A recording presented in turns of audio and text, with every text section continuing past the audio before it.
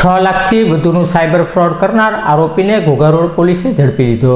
Ghogha road police મથકે ડોડિયા અમિતભાઈ પ્રકાશભાઈ વિરુદ્ધ cyber ફ્રોડનો ફરિયાદ નોંધાઈ હતી, જેમાં અમિતભાઈ પ્રકાશભાઈ ડોડિયાએ ₹6,40,000ની છેતરપિંડી કરી અને સગે વગે રૂપિયા કર્યા હોય, જેના અનુસંધાને પોલીસે આરોપી ડોડિયા અમિતભાઈ પ્રકાશભાઈને ઝડપી લઈ ધોરણસરની કાર્યવાહી હાથ ધરી હતી।